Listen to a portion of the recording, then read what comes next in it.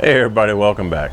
Today I'm gonna grill up a ribeye. I know y'all have seen me do them before, but this time I'm gonna do it the way that I was taught by my father, my dad. God rest his soul. He didn't do the reverse sear like is kind of spreading around the internet right now.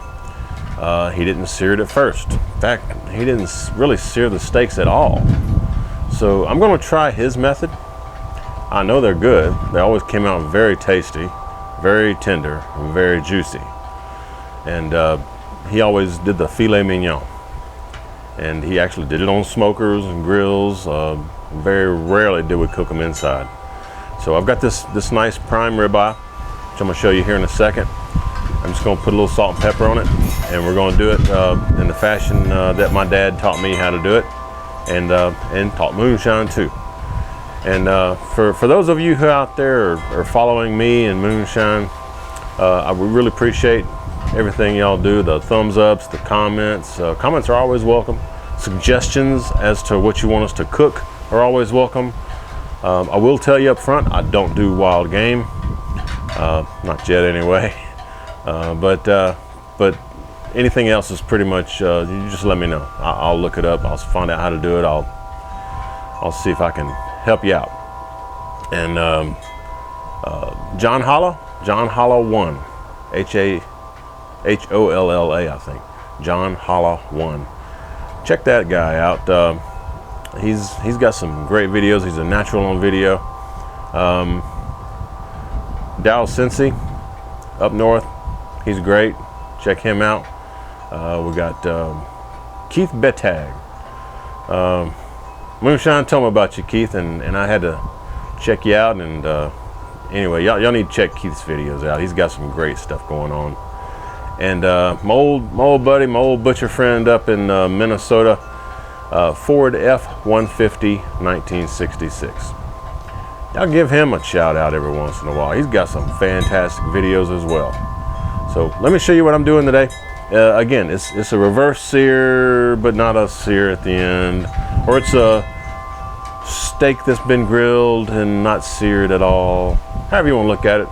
I'm just going to show you the way my dad taught me in moonshine how to do some steaks. Be right back. Well, as y'all can see, I've got this nice ribeye here. It's probably about 2 inches thick. In fact, I want to measure it. Be right back. All right, I'm back. I've got my tape measure here. Now, I need to give a shout out to my butcher friend, so y'all can see me. My butcher friend up at the local store here in town, Victor. Victor and Jack is the other one. Guys, y'all always give me the best steaks that I could ever find at a local grocery store like y'all's. So I appreciate everything y'all do to make sure I get fed really good, man. Y'all give me some fantastic steaks. And Victor, this is one you cut, buddy. I appreciate it. And let me show you this thing here, boy. This stuff's good. All right, here we go. Now, as y'all can see, whoop, sorry about that, I hit the camera thing.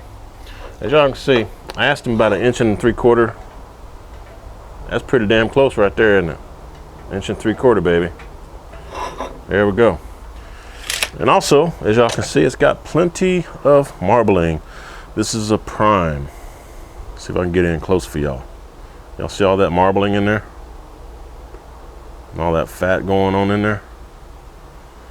That is what you call a ribeye.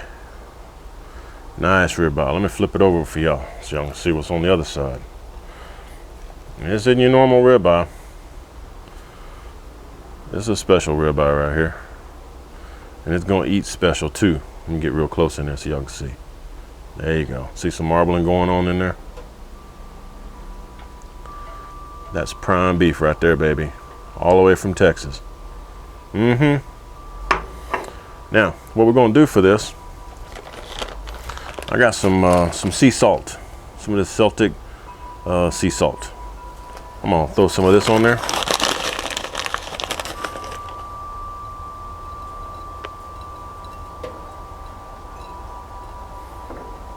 And again, since I'm not searing this, I don't really have to get stupid crazy with the salt. Usually you would do that to form a crust on the outside, but But again, that's not my goal for this steak. So I'm just kind of putting some salt on there. Pepper grinder. Got a coarse grind going on here.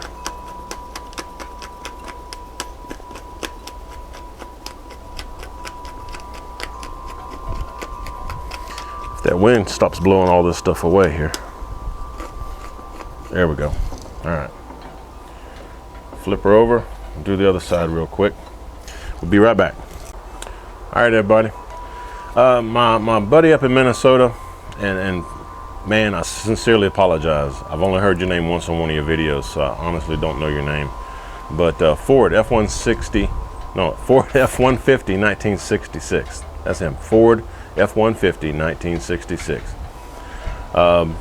You talked about some temperatures in the minus, like -5, -10, -15 here lately. It's February 20th, 21st, something like that here. I'm gonna show you. I got this instant read thermometer. That's what it is right now while I'm grilling this steak. About 75 degrees here in Central Texas. And if y'all don't know, this is one of those Thermopens, super fast Thermopen. If y'all don't have one of these, y'all need to check them out, man. These are some great instant read thermometers, like within 3 seconds. So this thing's accurate. When I'm got the probe sticking out here towards the outside here, watch, I'll just touch the end of it, watch it go up. See? Instant read thermometer, man. Y'all need to get you one of these if you don't. If you don't have one, I mean. Anyway, it's at about 75 degrees out here. Just thought y'all like to know that. All right, we're gonna put this steak on. Check this out. Well, I don't know if y'all can see, but I've got some smoke going here. It's hickory, I'm sorry, this is oak. Did hickory on my brisket, I think. Anyway, this is oak chips. I wetted them down, put them in there. They're starting to smoke a little bit. Got my temperature probe here. It says 500 degrees in there. I'm gonna throw this steak on. There's the steak right there. Just knock a little bit more of that salt off of there. Just kind of, there we go. All right. Now what I'm gonna do, I'm gonna put it up here in the middle. If I can get that thing to stay up there, I need to fix that. So anyway, I'm gonna stick it right in the middle between the burners. Kind of let that sit there for, well, I don't know, 10, 15 minutes, and I'll flip it and we'll check it out again. Well, this has been about 40 minutes on the grill, and I think this is done. This is the side that got seared. As you can see, it's really tender, falling apart tender. There you go, good looking stuff. And this is the other side that did not get blasted with some heat, but it's really tender ribeye. So anyway, I'm gonna pull it off. I think it's done enough. And if y'all didn't know, the reason, hang on, let me get where y'all can see me here. The reason that my dad and my brother and I do our steaks this way is because when you sear the outside of a steak, what does that do? Makes that muscle tense up, gets really tight. Squeeze those juices out. And you have to let it rest. And hopefully some of those juices will come back in and kind of help it tenderize a little bit, you know, make it juicy. But the way we do it, the way my dad did it, if you don't sear the steak, those juices, they stay in the steak, and the muscle doesn't tense up, so it stays really relaxed, and it just makes for an overall better steak. A nice tender, juicy steak. And you can do it, you know, well done if you want, you know, anywhere from rare to well done, depending on how long you leave it on. This one I did for about 40 minutes. And again, it was on my bread rack in my grill, and I did have some hickory smoke on it, but I wouldn't heavily smoke it like you would some pork ribs or a pork butt or beef ribs or something. Just a nice mellow smoke, if you want smoke at all. You don't even have to put smoke on it, but do it this way just once. It's much better than searing a steak and then pulling it off and letting it relax. It's much better than a reverse sear, which we've heard a lot and seen about on the internet.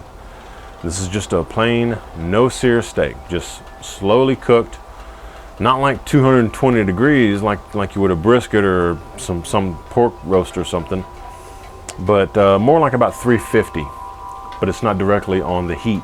It's off of the heat by about a foot, according to my grill here. Y'all's may be different, but it's off the heat, but that heat still gets up in this. It's like being in the oven, but the flavor is there because it's actually on the grill.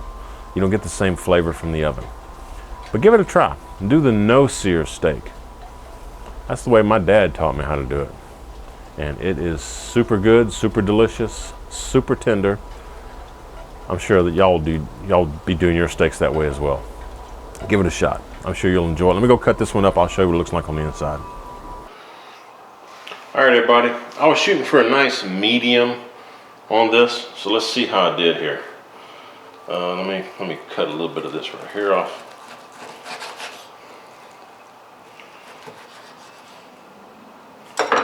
There you go. That's that big hunk right there in the middle. See if y'all can see that. There you go. Pretty nice medium, isn't it? Still kind of juicy. Better taste good. Alright, I'm going to save that for just a second here. I'm going to cut some of this over here.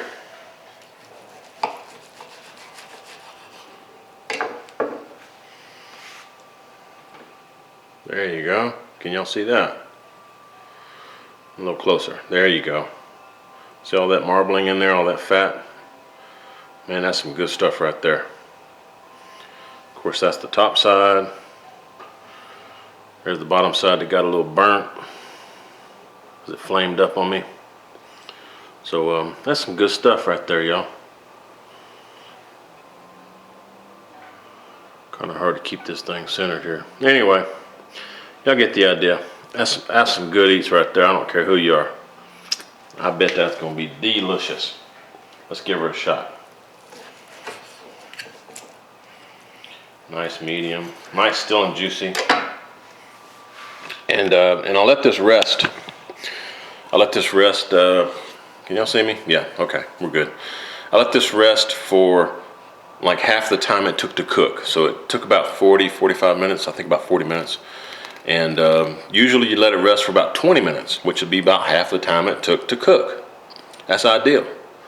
And just kind of foil a little bit, just loosely foil it, let it air out. But that foil will help it keep the juices in and stuff. Anyway, let's give this a shot right here. And again, it's just salt and pepper. Oh my God, that's good stuff. All right. I'm gonna tell y'all what, look at this, check this out. Y'all see this? Look, that is nothing, that's just tender, juicy. That's some good eats right there. All right, anyway, that's what I'm gonna eat.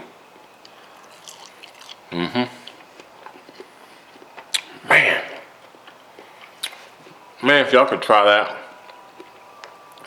that is excellent. I'm telling you, just salt and pepper, a nice steak, no sear. Them old timers knew what they were doing, man. Love my dad and love him for passing that knowledge on to me. You ain't got to sear your steaks to make them good. Just cook them the way I just did. Check it out. Let me know what you think. I'm gonna finish eating this one because there's some good stuff right here. All right, love y'all. Appreciate y'all checking in, and we'll see y'all again soon. Thanks.